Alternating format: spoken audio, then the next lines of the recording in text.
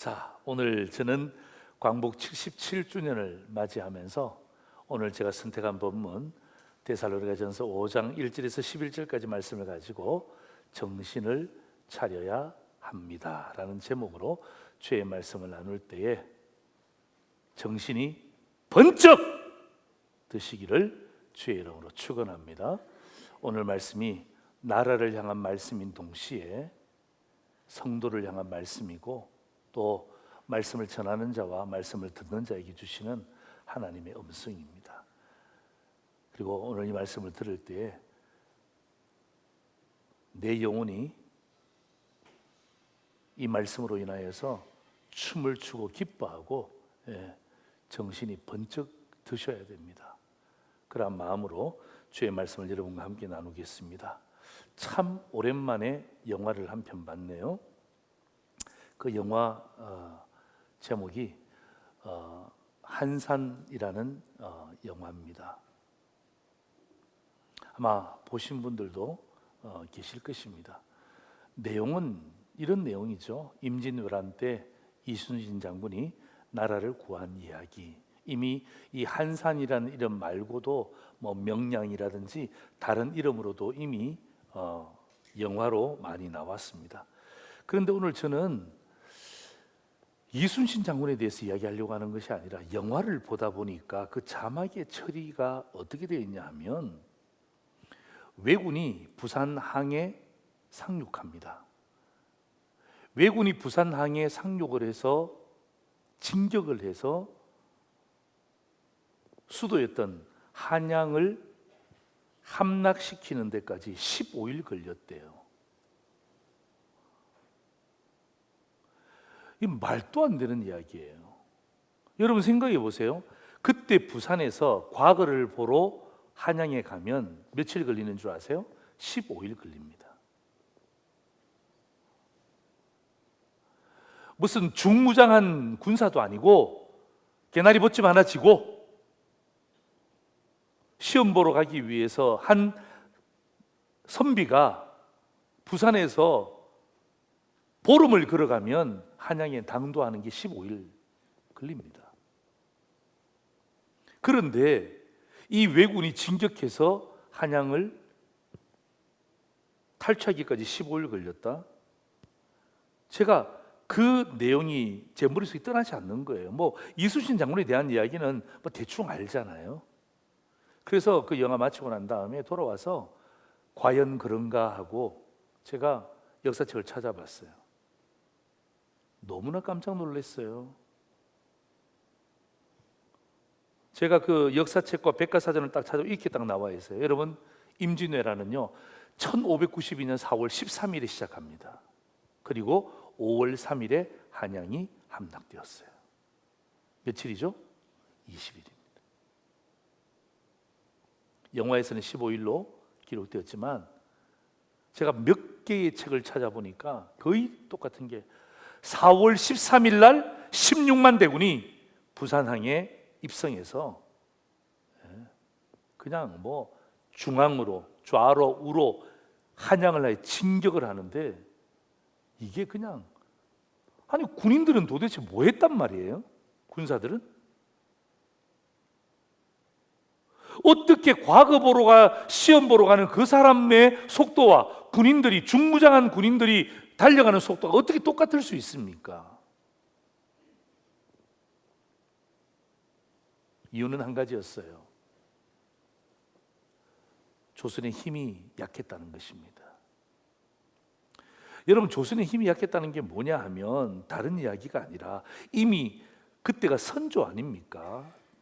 1592년이 선조 아닙니까? 선조 이전부터 여러분 군사 동원 제도가 무너졌다는 거예요. 이미 양반들은 군에 가지 않잖아요. 평민들이 상민들이 군에 가는데 이미 여러분 그 군에 갈 때에 자기들은 농사 지어야 되잖아요. 자기들은 장사해야 되잖아요. 그러니까 자기가 안 가고 대신 다른 사람들이 돈을 주는 거예요. 돈을 주고 그 사람들을 보내는 거예요. 그게 뭐냐면 제가 찾아보니까 그게 수포제라는 것입니다. 그게 대립제라는 것입니다. 대립제, 벌써 여러분 이 의미가 딱 오죠? 예. 대신해서 군에 가는 거예요. 여러분 생각해 보세요. 돈을 받고 대신해서 그 군에 가니까 얼마나 거기에 정성을 다하겠습니까? 마음 쏟지 않죠. 그러니까 여러분 이 군사들을 통하여서 들어가니까 방어선을 구축해야 되는데 방어선이 무너져 있는 거예요. 방어선도 무너졌죠. 어떡합니까? 방어선이 뚫리면 저지선이라도 있어야죠. 근데 저지선도 없어요. 그 후방도 없잖아요. 그러니까 어떡합니까? 이 왜군들이 20일 만에 한양을 정복하는 거예요. 여러분 이것은요 힘이 약한 것이 아니라 정신이 무너진 거예요. 정신이. 이건 정신이 무너져. 선조의 정신도 무너졌고 양반들의 정신도 무너졌고 평민들의 정신도 무너졌고 군사들의 정신도 무너진 거예요. 모든 게 다 무너진 거예요. 반면에 여러분 일본은요 그 당시가 뭐냐면 여러분 전국시대 100년 동안의 1세기 동안의 전국시대를 누가 장악하냐면 도요토미 히데요시가 장악합니다. 딱 강력한 이 리더십을 형성했죠. 여기서만 끝나는 게 아니라 무엇하는 것입니까? 이 포르투갈로부터 총기수를 받아들입니다. 총기수를 받아들여서 어떡합니까? 무장하는 거예요. 그리고 도요토미 히데요시가 자기의 봉건 영주들에게 정신을 차리게 하고 조선은 아무것도 아니다. 우리는 어디로 간다? 명나라로 간다. 거기에 너희들이 선전만 하면 그 성을 너희에게 주겠다. 그러고 들어가면 정신을 바짝 차리게 하는 거예요. 그러니까 어떡합니까? 정신이 무너진 조선과 정신이 바짝 든 이 왜군과의 전투에 이건 말이 안 되는 이야기죠. 말이 안 되는 이야기죠. 그리고 여러분 얼마 뒤에 가서 우리는 일본에 또 나라를 빼앗깁니다. 그게 여러분 1910년입니다. 경술국치라는 말 들어보셨죠? 나라를 왜 빼앗깁니까? 이완용 같은 자들이 있잖아요. 예.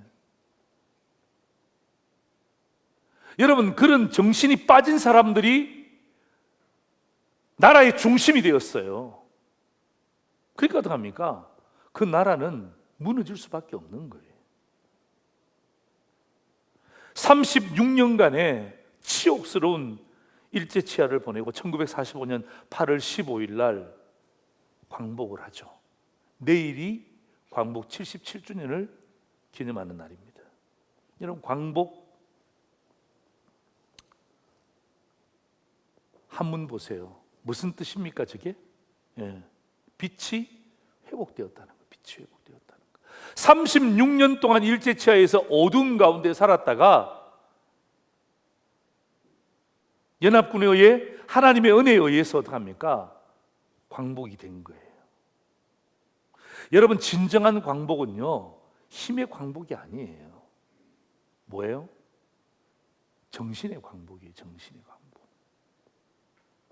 아무리 좋은 무기를 사더라도 아무리 좋은 탱크를 사더라도 미사일이 있으면 무엇합니까?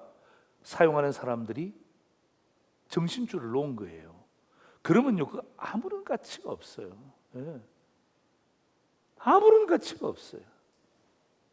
여러분 진짜 광복은요 힘의 광복이 아니라 정신의 광복이에요. 정신의 광복.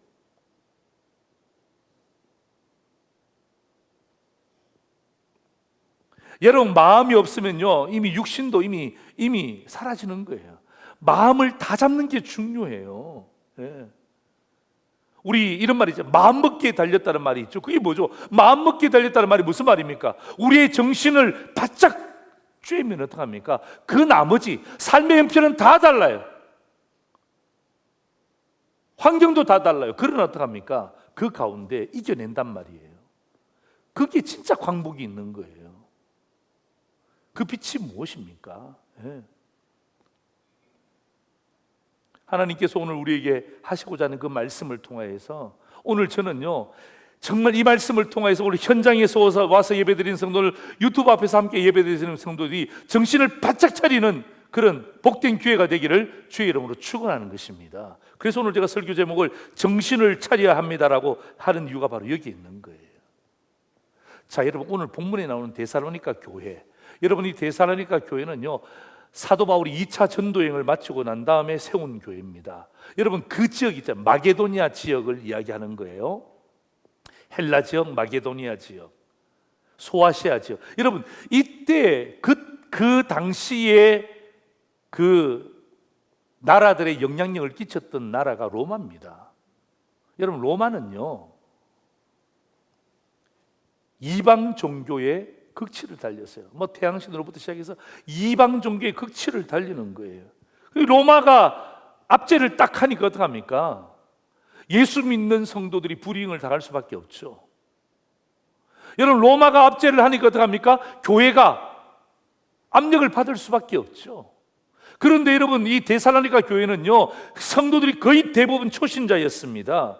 그러니까 어떡합니까? 그런 압제를 받았죠. 또 여러분, 그 마게도냐라는 그 지방, 고린도를 비롯한 마게도냐의 그 지방에서 주는 세상의 유익들이 얼마나 많습니까? 돈에 대한 유혹, 성적인 유혹, 잘못된 사상의 유혹, 얼마나 이런 유혹들이 많은지, 그런 유혹에 성도들이 이끌려가면서 어떡합니까? 결국 신앙의 세계를 떠나는 것입니다. 다시 말하면 정신줄을 놓은 거예요.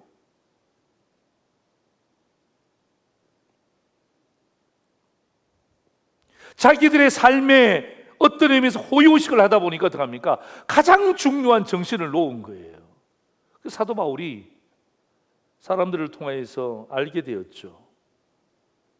그래서 여러분, 사도 바울이 그 데살로니가 교회에다가 편지를 쓰면서 그들의 마음과 정신을 다잡기 위해서 선포한 것이 한 가지 있습니다.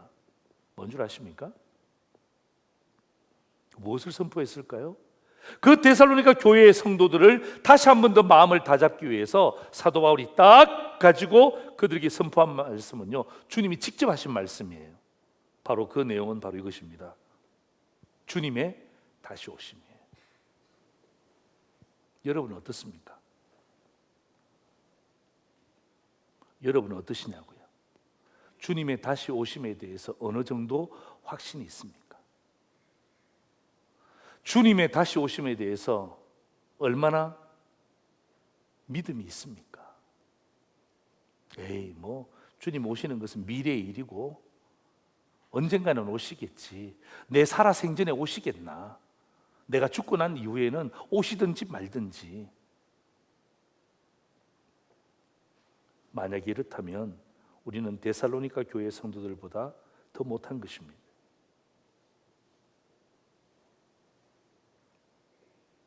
여러분, 주님의 다시 오심에 대한 분명한 믿음의 정체성을 사도 바울이 지적합니다. 오늘 마찬가지예요. 오늘 조 목사에게도, 오늘 말씀을 듣는 성도들에게도 다시 한 번 더 정신줄을 잡을 것을 사도 바울이 촉구하는 것입니다. 그 정신줄의 핵심이 뭐예요?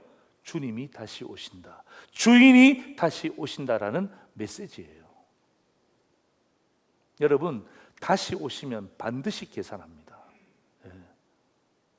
근데 이걸 몰라요. 요즘 저희들이 새벽마다 날마다 쏟는 샘물 가지고 큐티 하잖아요. 말씀 나누는데 지금 여러분 마태복음 24장을 제가 이번 한 주간 동안 다뤘습니다. 얼마나 제 마음이 불편한지 몰라요. 그리고 두려워요.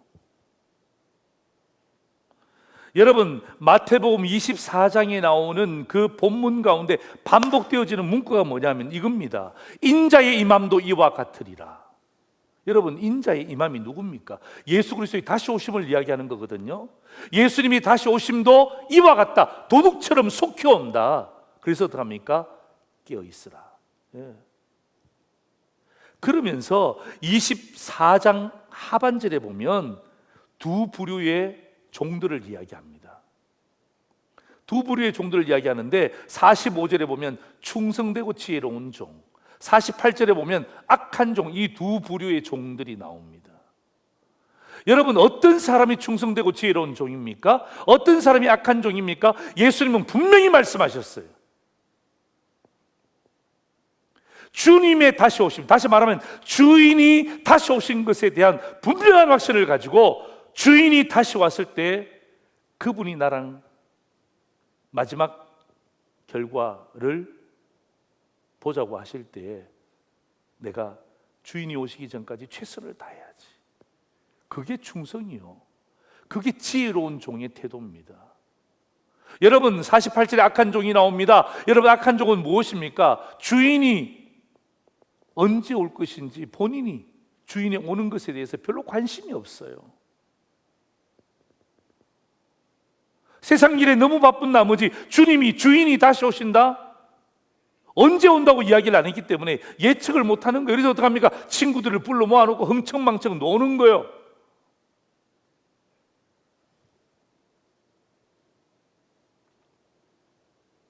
여러분, 오늘 데살로니가전서 5장 1절 11절 말씀과 마태복음 24장 한 주간 동안 새벽의 말씀과 이게 연결되어지면서 여러분, 충성되고 지혜로운 종, 얼마나 좋은 종입니까? 악한 종, 우리가 되고 싶지 않는 종이죠?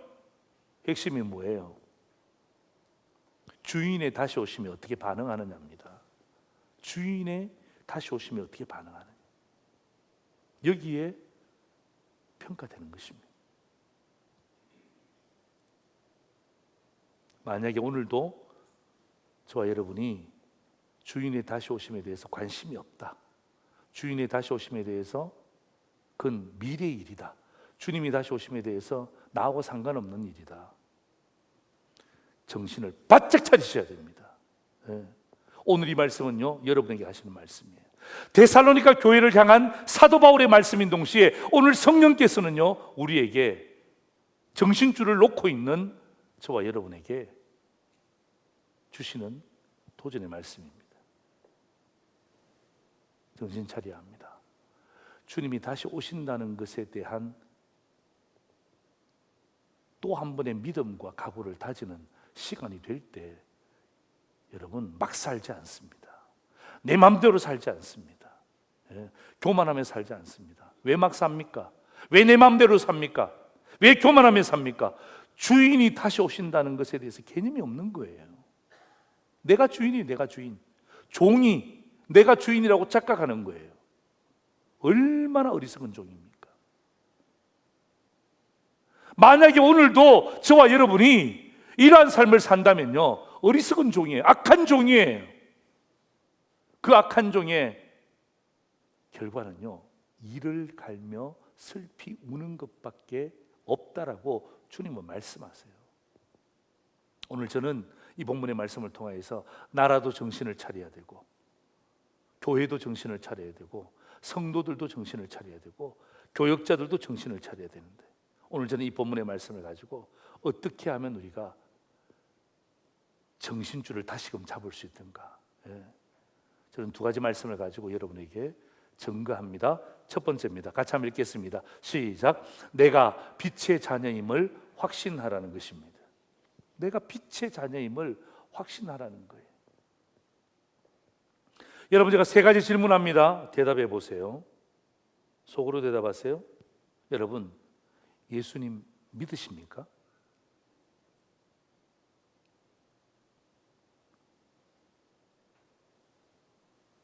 그런데 왜 예수님하고 전혀 상관없는 삶을 사시죠? 두 번째 질문입니다. 진짜로 예수님 믿으십니까?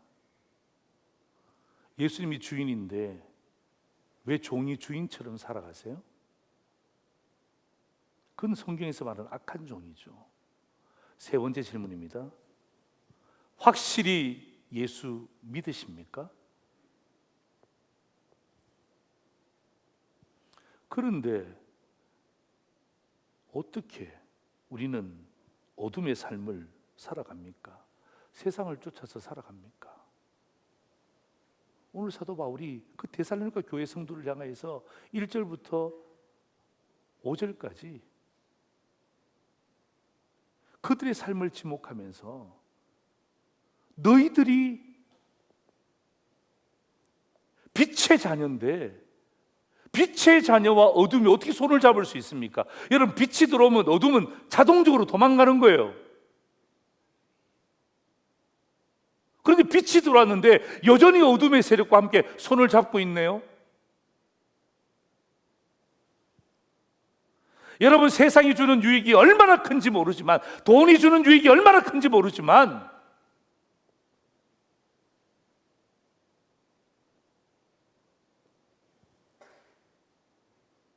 세상을 쫓고 살고 있다면 그 대답이 틀린 대답이죠. 그 대답이 틀린 대답이란 말이에요. 자, 여러분, 요한일서 2장 15절 16절 보십시오. 이 세상이나 세상에 있는 것들을 사랑하지 마십시오. 누구든지 세상을 사랑하면 아버지의 사랑이 그 안에 있지 아니하니, 이는 세상에 있는 모든 것이 육신의 정욕과 안목의 정욕과 이생의 자랑이니 다 아버지께로부터 온 것이 아니요 세상으로부터 온 것이라. 여러분, 예수 믿지 않는 사람들이 육신의 정욕과 안목의 정욕과 이생의 자랑으로 사는 것, 그건 모르니까 그렇게 살 수 있잖아요. 그런데 우리는 예수를 믿으면서 확실히 믿습니까? 그럴 때 아멘이라고 대답했음에도 불구하고 우리는 여전히 육신의 정욕과 안목의 정욕과 이생의 자랑 때문에, 이것 때문에 고민하고, 이것 때문에 기뻐하고 좋아하고, 이것 때문에 그냥 좌절하고 슬퍼하는 우리 현장의 모습을 본다면 정신을 차려야 되지 않느냐 이 말이에요. 성도들이, 데살로니가 성도들이 자꾸 정신줄을 놓는 거예요. 그러니까 어떡합니까? 사도 바울이 그 정신줄을 놓고 있는 그들을 향하여서 주님이 다 쇼신다, 주님이 다 쇼신다, 주인이 다 쇼신다. 그렇기 때문에 어둠의 세력들과 손잡지 마라, 세상을 쫓아 살지 마라. 자, 여러분, 데살로니가전서 5장 5절에서 6절 보십시오. 너희는 다 빛의 아들이요 낮의 아들이라. 정신 차리라는 것 아닙니까? 우리가 밤이나 어둠에 속하지 아니하나니 그러므로 우리는 다른 이들과 같이 자지 말고 오직 깨어 정신을 차릴지라. 오늘 설교 제목을 제가 잡은 것이 아니라 사도 바울의 말씀 가운데 잡은 거예요. 정신을 차리라는 것입니다. 자, 여러분, 5장 5절 보십시오. 이렇게 되어 있습니다. 우리가 밤이나 어둠에 속하지 아니했다는 것입니다. 여러분, 굉장히 중요한 표현이에요. 여러분, 소속이 다르다 이 말이에요.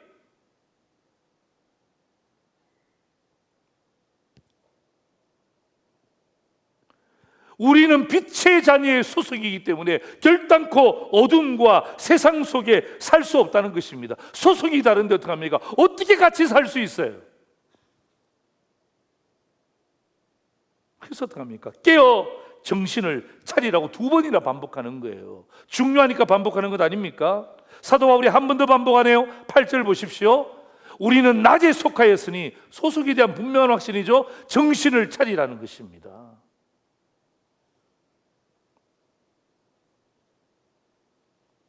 여러분, 정신은요 가만히 있어서 차리는 게 아니에요. 여러분, 5장 8절 보십시오. 우리는 낮에 속하였으니 정신을 차리라는 거죠. 자, 어떻게 정신을 차립니까? 보세요. 믿음과 사랑의 호심경을 붙이고 구원의 소망의 투구를 쓰자.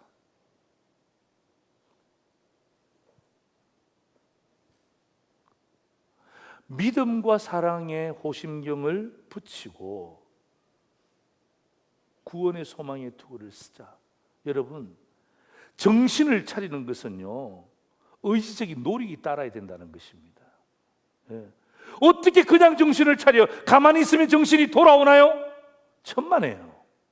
물이라도 한 잔 먹어야죠. 뺨이라도 한번 쳐야죠. 그래 어떡합니까? 제정신으로 돌아오지.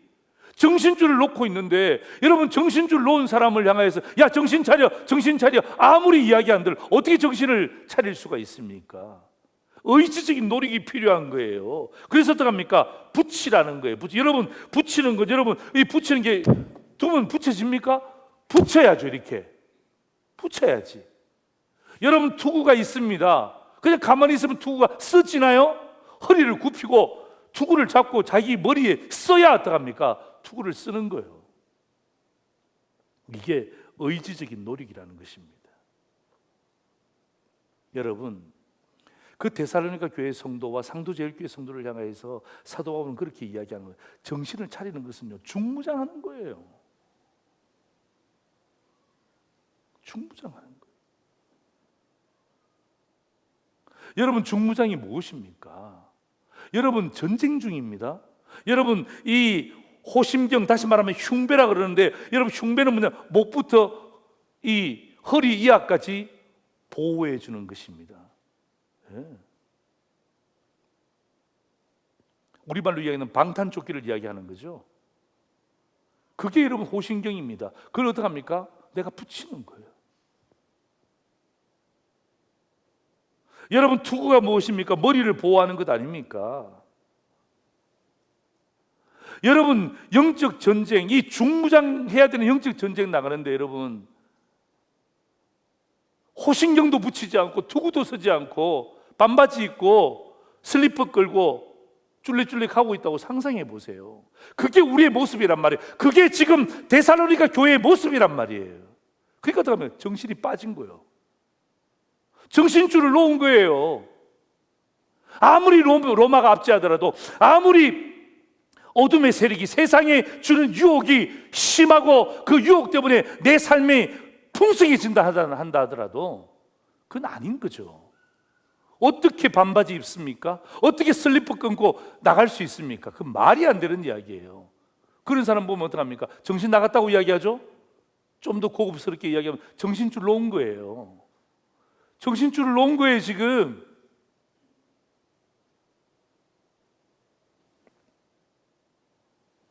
여러분 세상이 호락호락하지 않습니다.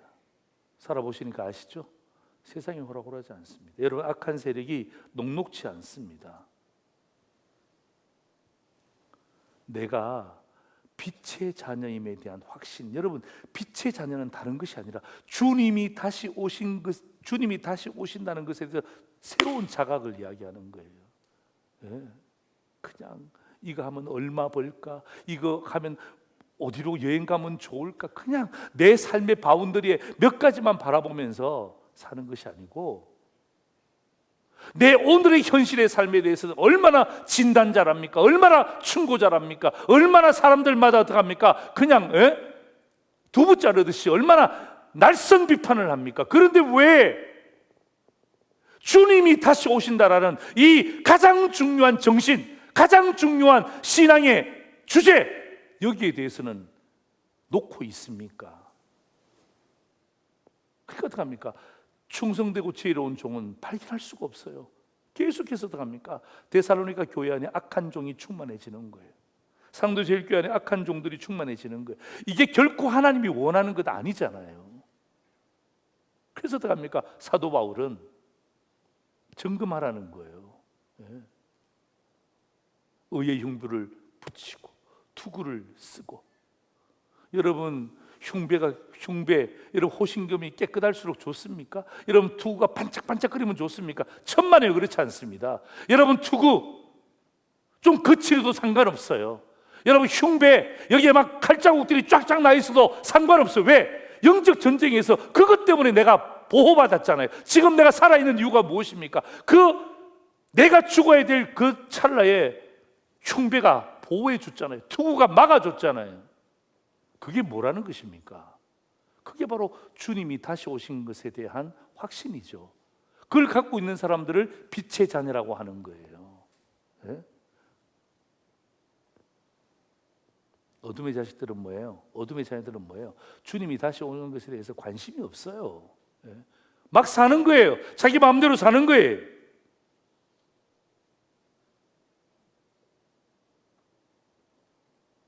여러분 어쩌면요 오늘 저는 이 광복에 대한 이야기를 하면서 마태복음 24장과 오늘 데살로니가전서 5장을 함께 하나님께서 저에게 주신 말씀 아니에요, 그렇죠? 여러분 마태복음 24장은 제가 선택한 본문이 아니잖아요. 그런데 그 본문을 주시고 오늘 제가 이 데살로니가전서를 함께 보면서 제 마음 가운데 두려움이 있는 게 뭐냐 하면, 야 평안하다 평안하다, 이게 진짜 평안이냐 이 말이에요. 진짜 평안입니까? 하나님 없이도 살 수 있는 진짜 평안입니까? 아니죠. 정신줄을 놓고 있는 거예요. 오늘 제가 우리 장로님 기도할 때, 나가실 때 기도문 놓고 나가라 그랬어요. 제가 그 장로님 기도 가운데 오늘 내가 마음에 참 찔림이 있어요. 입으로는 성경 말씀을 인용하지만 하나님의 말씀을 지키는 것이 번거롭게 여겨지고 삶 속에서 의미를 잃어갑니다. 정신줄을 놨다는 거죠. 입으로는 성경 말씀을 인용하지만 저희들의 삶에는 성경 말씀이 작동하지 않습니다.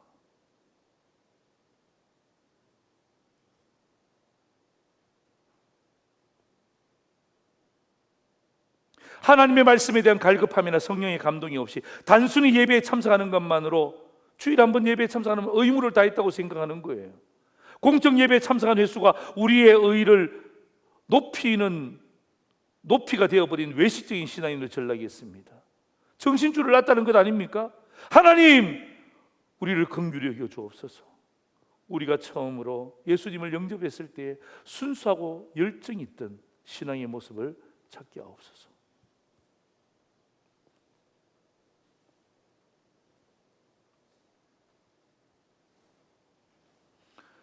여러분, 정신줄을 놓고 사시면 안 돼요.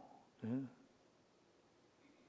사도 바울이 데살로니가 교회를 개척했기 때문에 얼마나 마음이 쓰이는지 몰라요. 저도 여러분 16년째 여러분과 함께 목회하면서 제 마음 가운데 코로나 이후에 평탄치가 않아요. 이곳저곳에서 들리는 소문들이 평탄치가 않아요. 그게 뭐예요? 빛의 자녀의 개념이 없는 거예요. 그냥 사는 거예요. 자기 편한 대로, 육신이 편한 대로, 좋은 대로. 유익한 것 같지만 여러분, 그건 악한 종이 가는 길이요. 악한 종이 가는 길이에요. 충성되고 지혜로운 종은요, 주님이 다시 오신다, 다시 말하면 주인이 다시 오신다라는 이 메시지에 집중하는 거예요. 집중하는 거예요. 예.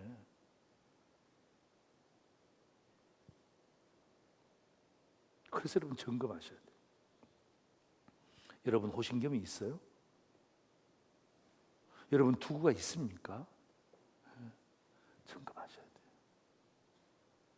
돼요. 주님이 다시 오신다라는 이 주님의 다시 오심에 대한 개념을 내 삶 가운데 계속해서 적용하는 거예요.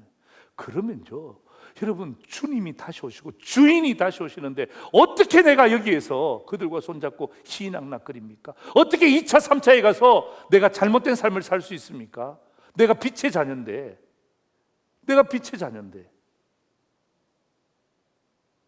정신줄로 오면요, 거기 가서 2차, 3차 아니라 4차, 5차까지도 제한하는 거예요.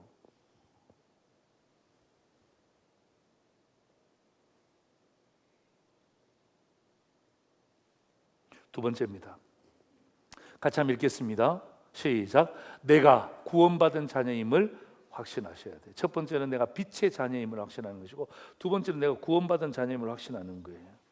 여러분, 요즘에는 잘 없습니다만은 얼마 전만 하더라도 여러분 그 버스에 보면, 시내 버스에 보면 박옥수 거듭남의 비밀 그래갖고 막 그냥 그 버스 간판에다가 막 얼마나 많이 홍보를 했는지 몰라요.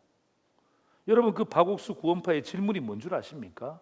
선생님, 몇 년도 몇 월 며칠 몇 시에 구원받았습니까? 라고 묻는 거예요. 여기에 대해서 대답을 못 하잖아요. 그러면 구원받은 게 아닙니다. 아니 선생님 생일이 언제세요? 예, 10월 26일. 아니 생일은 기억하면서 어떻게 구원받은 날짜는 기억 못 합니까? 이게 교묘하게 설득당합니다. 그죠? 생일은 기억하잖아요. 그런데 구원받은 날짜는 어떻게 기억 못 합니까? 이게 뭔 이야기지? 야, 내가 그렇게 신앙이 나쁜가? 구원받은 날짜가 몇 년도 몇 월 며칠이지? 몇 시지? 시까지 물으니까 이 대답할 수 있는 방법이 없는 거예요. 다시 구원받아야 된다고. 예. 구원의 문제를 흔들어 버리는 거예요. 그래서 여러분 그 박옥수 목사의 죄사함 거듭남의 비밀의 핵심이 구원이거든요. 그걸 흔드는 거예요. 그걸 흔들어요. 예. 그러니까 어떡합니까? 믿음이 약하고 신앙이 약한 사람들이 막 거기 휘둘리기 시작하는 거예요. 가슴 아픈 이야기예요. 여러분, 구원은 날짜의 개념이 아니에요. 만약에 그 구원이 날짜의 개념이었다면 예수님께서 이야기하셨겠죠. 네가 나를 예수 믿는다면 몇 년도 몇 월 며칠에 믿었는지를 꼭 기억해라. 내가 천국 가면 꼭 물어보리라. 뭐 이런 표현이 있었겠죠. 그런 것 없습니다. 자, 여러분 9절 성경 보세요. 하나님이 우리를 세우심은 노하심에 이르게 하심이 아니요 오직 우리 주 예수 그리스도로 말미암아 구원을 받게 하려 하십니다. 여러분, 여기 세우신다는 말은 무슨 말이냐면 정해놨다는 말이에요. 다시 말하면 하나님이 우리를 예정하시면 그 말이에요. 하나님이 우리를 예정하시면 진노의 자녀로 노하심에 이르게 하심이 아니요 오직 우리 주 예수 그리스도로 말미암아 구원을 받게 하려 하십니다. 이게 하나님의 프레임이에요. 이건 내가 할 수 있는 게 아니에요. 몇 년도 몇 월 며칠 몇십니까? 이게 내가 할 수 있는 게 아니라 하나님의 전체 프레임에 어떻게 되어 있습니까? 우리를 자녀로 택정하셔서 무엇하는 거예요? 진노의 자녀로 내버려 두지 않으시고 오직 예수 그리스도로 말미암아 구원을 얻게 하는 것, 이게 하나님의 목적이란 말이에요.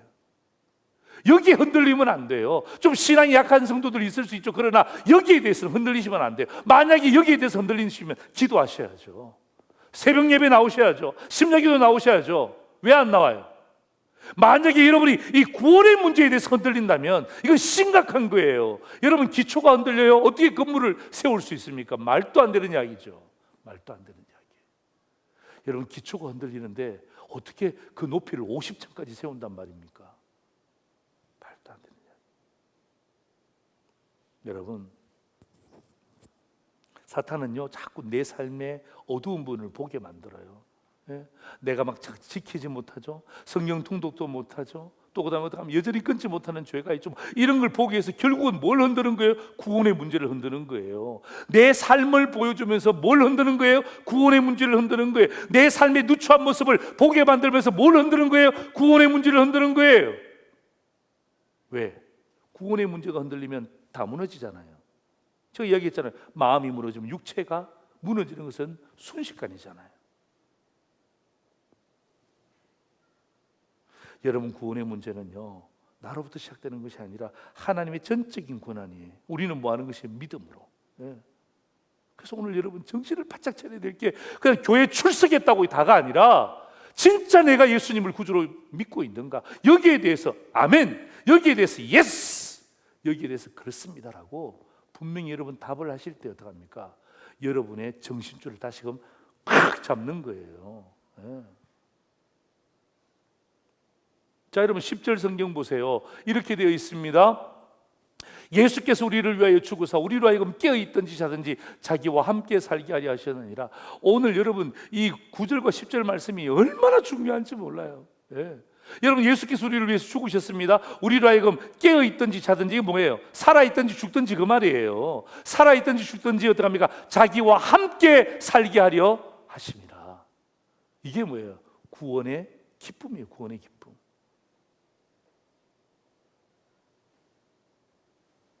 여러분, 핵심이 뭐예요? 주님이 다시 오시면 우리는 그 주님과 함께 산다는 것을 이야기하는 것입니다. 여러분, 이게 기독교의 핵심이에요. 이게 기독교의 핵심. 사랑하는 성도 여러분, 사랑하는 성도 여러분, 오늘 우리가 몇 명이 출석했느냐 이것도 중요합니다만, 그러나 우리 가운데 이 구원에 대한, 내가 구원받은 자녀에 대한 확신을 오늘 다시 한 번 더 확인하고 돌아가시기를 주의 이름으로 축원합니다. 그리고 그게 확인이 되지 않는다면 가시면 안 돼요. 기도하고, 예? 다시 한 번 더 하나님, 나에게 그 믿음에 대한 확신을 주세요. 거기에 대해서 해결을 해야죠. 그냥 가시면 어떡해요?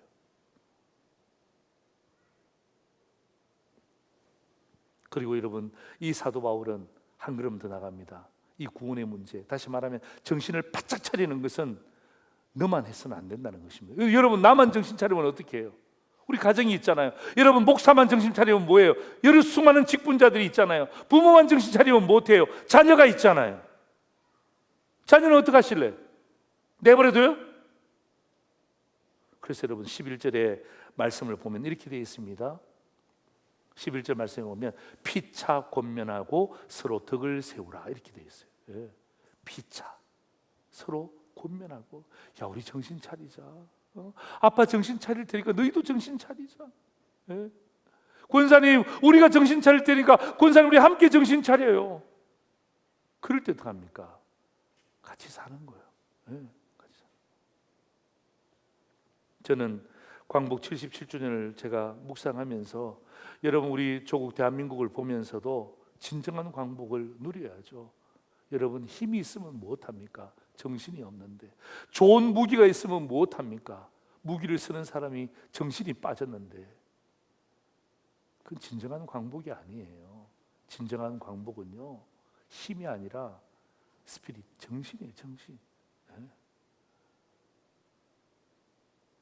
지금 우리나라의 현실을 바라보면서 가슴 아프지 않습니까? 예? 과연 이런 사람들이 우리가 뽑은 사람 맞습니까?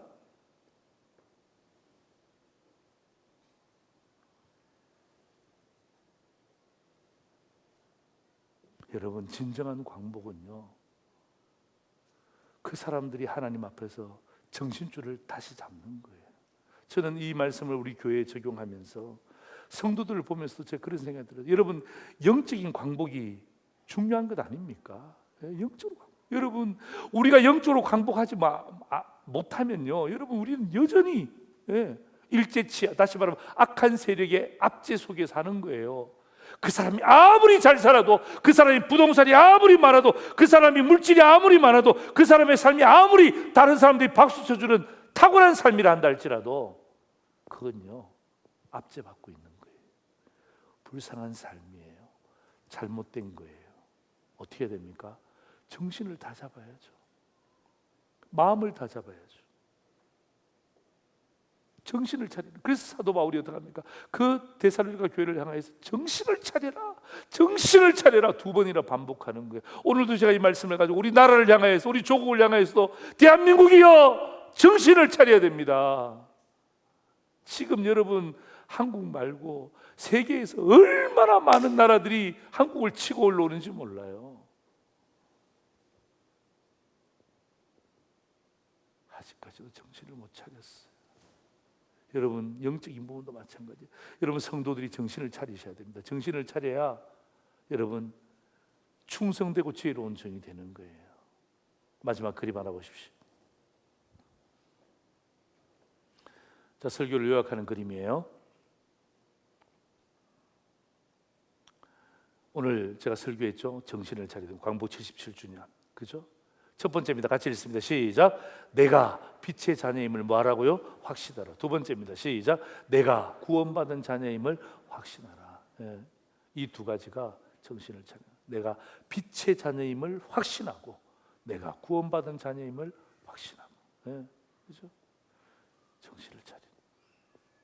오늘 이 말씀을 듣고 난 다음에 정신이 번쩍 들고 또 정신을 차리고 정말 환골탈태하여서 새롭게 출발하는 우리의 조국 대한민국이 되기를 소망하고, 오늘 말씀을 전하는 저와 여러분이 되기를 주의 이름으로 축원합니다. 아멘. 기도하겠습니다.